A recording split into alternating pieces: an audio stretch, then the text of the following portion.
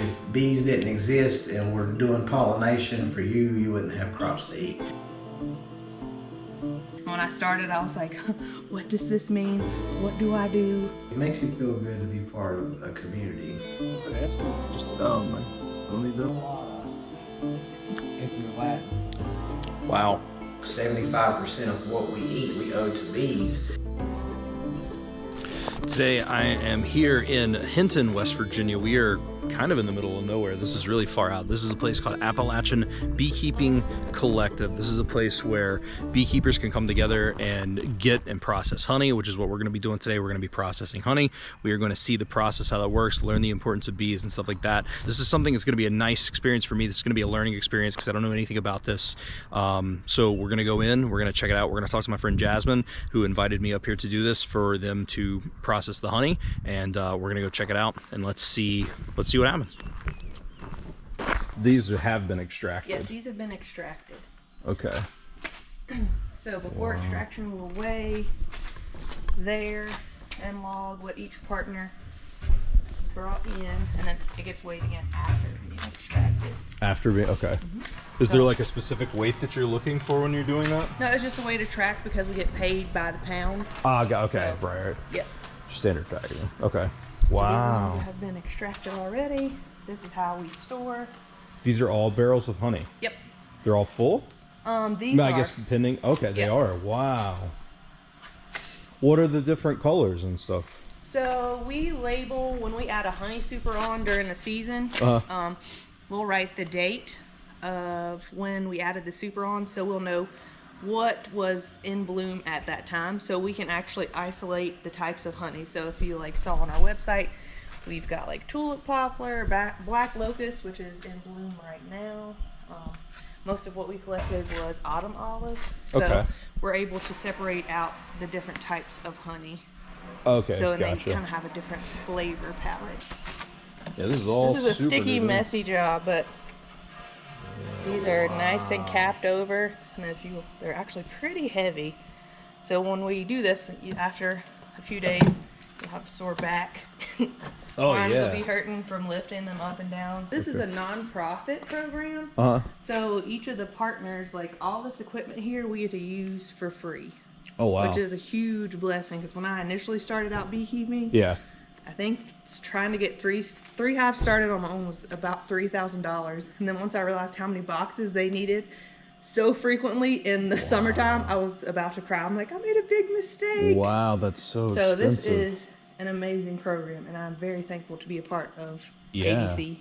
So, like, if he processes his honey, that's his, or do you distribute it through places? It's all sold under ABC. It's all sold under ABC. Okay, So so you, we have a website where people can order directly from the website. okay.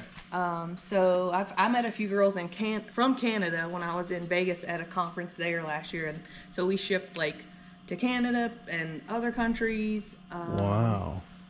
But some places will buy wholesale, like in Hinton locally. What's it called? The marketplace. The market on Main, or whatever it's called. That's Okay, what it's okay. called. So they have honey there. Some places will actually resell the honey in their stores. So, Gotcha. and Okay. then Botany Tropicals also carries it, and New Grand Pharmacy in Bluefield. Oh, do they? Yeah. Okay, cool. So I'm everything's sold under the umbrella of ABC. Yeah. Okay, and that's Appalachian Beekeeping Collective. Yes. Beekeeping is expensive on your own, and we can sell on a large scale when you work together, kind of like the hive method. So we're a part of a bigger hive. It's easier to do it with more people. More people? We can have access to shared equipment, and that's what's really cool about this. So if you wanted to get into this, would you, because I know that you have stuff at your house for beekeeping now, but I'm assuming if you wanted to get into this and not pay gazillions of dollars to get entry level, you could come here and have like a hive here, or how does that, like if you wanted to get into it, how would you do You would that? have to have your own space to actually maintain your hives. But there's training that we take. It's all done over Zoom. So if you're interested in being a partner, I think there's 13 counties. Oh, wow. Are that they all in part West of- Virginia? Does it hit Virginia too? Some of Virginia Some of also. Virginia. Yeah. So you would take the training, and then they select a certain amount each year. Mm-hmm. And if you're selected, you'd be assigned a mentor, and then be able to come get some equipment and get started with. They would offer you bees to use. Oh wow. So you can have your own bees if you want and buy your own, because there's different varieties of bees that you can purchase and use. But the program will provide you bees. So and you can buy like a queen bee, or you can get. I mean, because you would have to have that, right? Okay, so there's a couple different ways. Well, 3 main ways that you could start a colony. And a colony is like whenever you see a stack of boxes, each individual stack is a colony that has its own queen. Okay. So if you wanted to get started, you could purchase a package of bees, which is just a bunch of bees scooped up into a little like 3-pound box that has a can of sugar syrup and a queen that's added in, so they get used to her. Then you would then add them into a box, and they would start to build up wax and comb, all that good stuff on their own. Or the more advanced part of that is buying a nucleus, where it's kind of like just a mini hive. So it's 5 frames. I don't see any boxes. I can show you what a nucleus looks like. So 5 frames that has different resources. So you'll have eggs, larvae, capped brood. They'll have a queen, and there'll be worker bees already in there.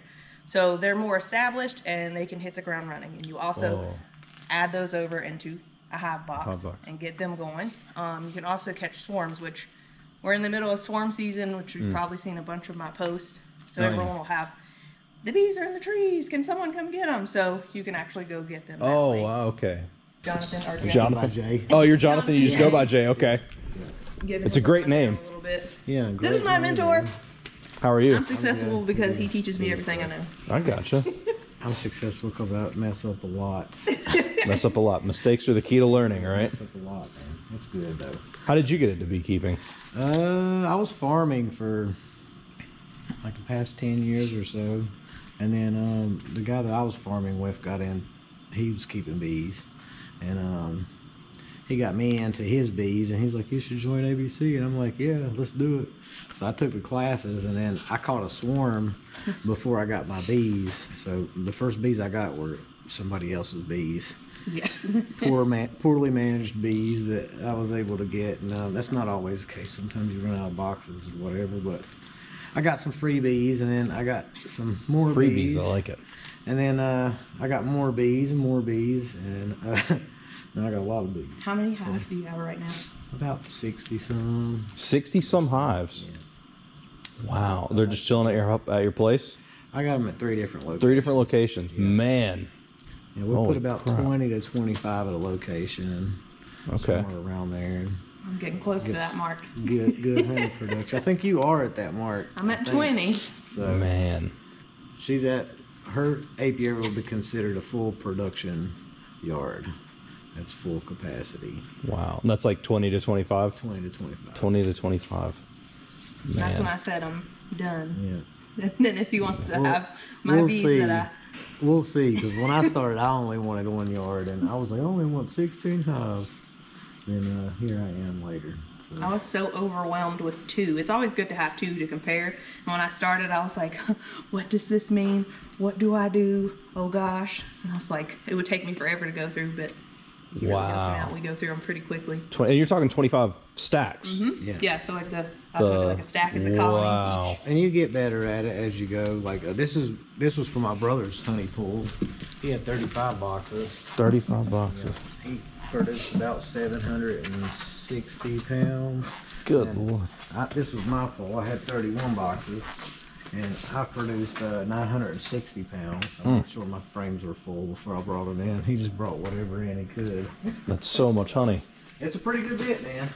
So that's what we're doing today. We're going to spin out, this is Donald Dickerson here. He tried to run away. Spin out his. Hey, how are you? Hey, Don. And we're going to spin out Jasmine's honey today. Okay. So Yeah. some through the dryer in there. You'll get to see the process of how we process it all. Process honey. No, that sounds awesome. We can show you the jarring room and all that. That sounds amazing. They're saying that the bees are obviously attracted to the honey, so when you're extracting the honey, the bees could come in, so. No, this is the big one. How many does this one hold? It'll do 28 at a time, This one does? What about the big one? but this one does. Oh, okay. What does this one do? This one does 20. Okay. This one, it's just, So a little less. this one's faster on loading and unloading. See if below this one frame at a time. That one you can just push 14 frames in, rotate it, push them in. So basically he's just scratching the surface to get that initial wax capping off so that when he spins it, that the honey will spin out into the big barrel. Right. Okay. And it's a little bit slower with this one, but just because it's only a few of us working, it's a lot faster than having to clean up all the other big equipment. Wow, so you have to individually take out each one and scratch it. And that's just because we don't have that many boxes. If we was running the big machine, we would use the uncapper. Gotcha, And okay. I can show you how that works. After we get the cycle going, I'll show you how that okay. works. This is the uncapper. Did you already see it? So there's like the chains on the inside. When you push the frame down with that lever, the chains will, It'll rip the caps it'll off. take the caps off. Seeing that honey running down, man, looks good. It is. We'll sample some of it. This is darker. We need to send him home with some honey. So I've seen people when they sell these in jars, sometimes you'll have the comb in it and sometimes you won't. Yeah. Is there any benefit to either of those ways? Wax has a bunch of different properties that's good for you. It holds different antimicrobial and antibacterial properties because they do mix a little bit of propolis in with the wax to coat the inside of the cells, which is tree resin. So it does have some immunological benefits, but it's also in the honey too. The downside to the cut comb is wax is a lot more valuable than honey is. It takes bees 8 pounds of honey to make 1 pound of wax. So every time we take away the wax, they have to rebuild the comb, and by us spinning it out like this using centrifugal force, we can give the combs back and they can fill it right back up. Wow. So you get a larger honey crop. There's a lot of people that want cut comb honey, and unfortunately, I don't think it's very unfortunate. I like having the bees work less. Yeah, it's less work on them. But unfortunately, I should say that's what a lot of people want is the cut comb. Yeah. I feel like it's just because it's nostalgic. People It will is. say, you know, I remember eating honey off the comb Oh, with yeah. my grandfather, and that's how they remember eating it. Right. Okay, let's try to stagger these because some of these are short. What we're going to do is do a short one, then I'm going to skip a really short one. We're going to put longer ones in between. Try to do it like that. Okay, when was ABC started? I think it's 2017. I was going to say, I think it was like 18 or something, but I couldn't remember exactly. I think they started in 17. It's slowly become more sustainable, internally sustainable since then. Especially after I joined. Not being boastful or anything. I'm just joking. I put It's on board. Yeah. I produce a lot of honey. And when I joined, they got a lot more beekeepers that were producing more and having their bees survive through winter. On a larger scale. With the partners I work with anyway, you don't hear many complaints. So far, I only lost one hive, and this is my 3rd season. So Wow. that's pretty Yeah. cool to overwinter that many. What in the winter? What happens in the winter time? Like, I mean, I don't. Basically, they hibernate? Like in layman's terms, like it's cold. The bees will cluster together. So essentially, they get together and snuggle and utilize each other's body heat. Okay. They will move in unison throughout the hive, usually vertically, to the honey that they have stored away. And then we also do what is called the mountain camp method. We'll put dry sugar on top of the hives before we close them up for the winter. And that's like a dual purpose. So the dry sugar actually absorbs moisture in the hive. So it keeps it nice and dry. But also, if they deplete all their honey that they've stored away for the winter, they can work up, and that's an emergency food store for them. Ah, okay. Yeah, so basically, they just get in there and snuggle, keep the queen alive, and stay warm. And then if there happens to be a warm day, they'll come out and do a cleansing flight, which means they just come out and go to the bathroom, Okay. get a little water, go back in. Little guy right there. He's just chilling. He's about to be busy, I bet. And flung off. This might rock a little bit because we don't have it Stand full on it. frames. We'll just see how it does. Okay. So like a shallow, I try to balance it. Just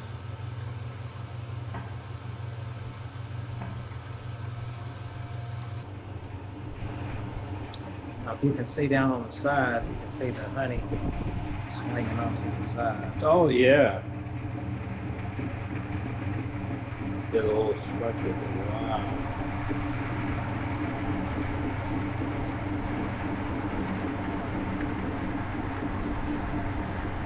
It's like when we do it like this, if you think of honey cell as like a jar with a lid, we're just, all they have to do is replace the lids. We give them the jars back. So they Okay. ain't gotta build all those jars back. Oh my God. It's autumn olive, John. It's clear as can be. It looks dark down in the combs, but So I see what you're saying though, because now you can just take these, put them right back put them right back in. They go right back to the bees to clean them up and make them another. Wow. I'll say thank you. We don't have any spoons. We do have gloves. Where do you get those? Right. I mean, is there like I'm assuming there's a company that sells those? What's that? So the box The- or the frame? The frames, yeah. You can get 'em a bunch of places. You can get them online, but you can get them at the Blue Ridge Bee Company in Princeton. Oh, That's where okay. we do a lot of local That's where I got shopping. his. Yeah. They sell a lot of equipment there, but ABC provides a lot of it. Yeah. Okay. They provide a good amount of equipment. You can purchase them that are already made, or you can purchase to build yourself. There's plastic foundation. We like the black foundation usually because it's easier to see the egg when you're out in the sun. Then there's the white foundation and wax foundation. Sample it, dog. Okay, that's good. Just I don't need them. This is autumn olive honey. Or Iliagnus umbellata, if you're Latin. Wow. Brendan says it's a dead language. Who cares? Mm. Real floral, right? Yeah, it's good. That tastes like it tastes like honey I've not tasted before. You'll never taste this honey anywhere. That is You don't amazing. market it Mm. anywhere. I've never seen it marketed anywhere. Like maybe if you look online, you might find some, but Like I was saying, how we have we're like a hive, a bigger hive, where we have everybody collecting right now. We have enough to jar it and actually market it and put it out there for Yeah. people. it was cats. We're testing the moisture content. 16.9. I knew it was low because, see, That means it doesn't have to go through the dryer or anything. It's So you want the moisture content to be low, otherwise you can have issues with fermentation. Gotcha. Okay. bees, they know the moisture content. They won't cap it unless the moisture content's below fermentation. Ah, the bees themselves won't. Yeah. Okay. Bees know. They won't put the lid on until it's, Okay. It's ready. But sometimes when we bring it in, we're trying to isolate a crop. We'll pull it before the cells are capped over. That way we can separate the different crops because autumn olive is going out. Now black locust is coming in. So we want to pull that honey off. That way we get that other crop. Gotcha.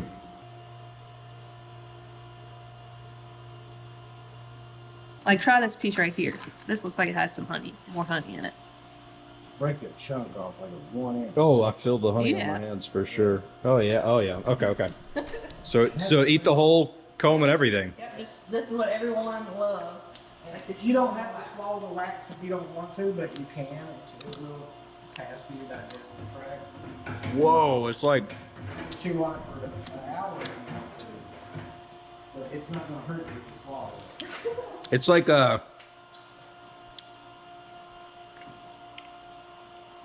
a juicy chewing gum.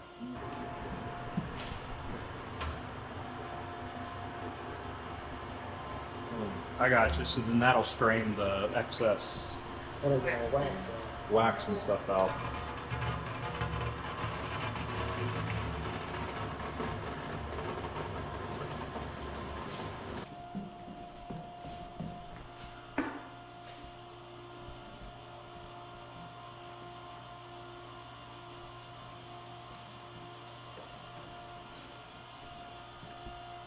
All right. We'll let that drain some. Hopefully it'll drain some. So they're weighing out the boxes because they weighed them before, and now they weigh them after, and that's how you can tell, I guess, roughly how much honey that you have. So that's 147 pounds of honey? Yes, Is that what he said? pounds. Wow. So they'll sit here, they'll let this drain. This is draining out the like excess wax and stuff to go. So that's just honey. Like that's just honey without the wax and like some of the comb residents that brought residuals in there. So yeah, what an awesome process, man. This is so cool. This is where it's all. This is where the magic happens. This is where the magic happens. Oh God. And so all these are different types of, or I guess different flavorings of honey? Different types. Different types? So, most honey, most people that keep bees, they think that they're going to plant a garden of flowers and they're going to get honey from that, but it takes a large amount of something to create enough nectar to actually make a honey crop. And luckily here in West Virginia, we're not farming trees. That's what the bees are making honey from. So we don't have like mono-agriculture out here. They're not going to have, it's going to be less affected by herbicides and pesticides. It's almost, it's as close as you could get to organic honey because nobody's out there spraying trees for a crop. This one is black locust. This one's one of my favorite ones. I say that too, but then I end up saying it about everyone. Yeah. This is my favorite one in coffee. This is your favorite one in coffee, okay. Yes, I use that one in coffee a lot. That one's quite different from the, Oh yeah. the other one, right? Yeah.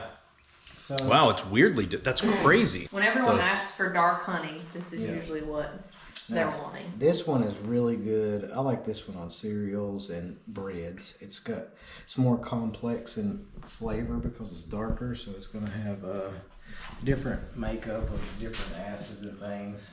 It's going to taste a little different.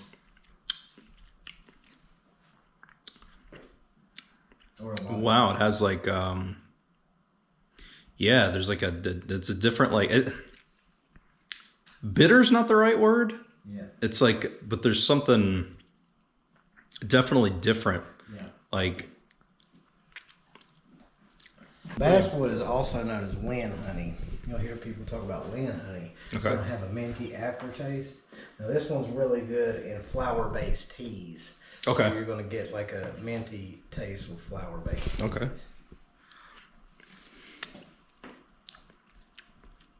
Oh yeah. Taste the minty. Yeah. Wow, that's so weird. This is normally our biggest pull.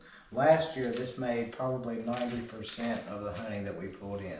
And we did a little over 23,000 pounds of honey last year. Wow. Collectively. Now, sourwood, it's going to be a really floral honey, and it's really good in like leaf-based teas. Like if you're doing green tea Okay. or leafy type teas, just because you don't want to mix flowers with flower tea. That's why the basswood has a good mint, because it's more like a leaf-based thing.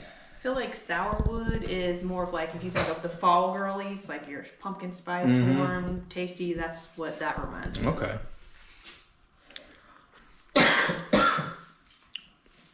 Ooh, oh.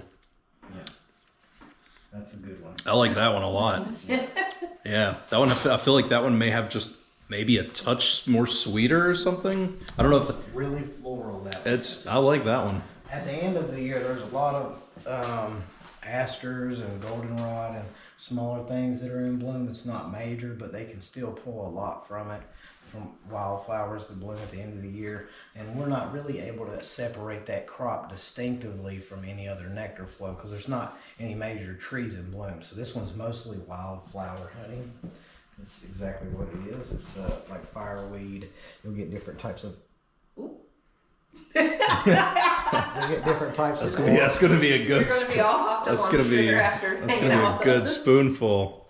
Man. You don't have to eat all that, man. We can... I'll eat the whole thing. I'll eat the whole thing. We're gonna.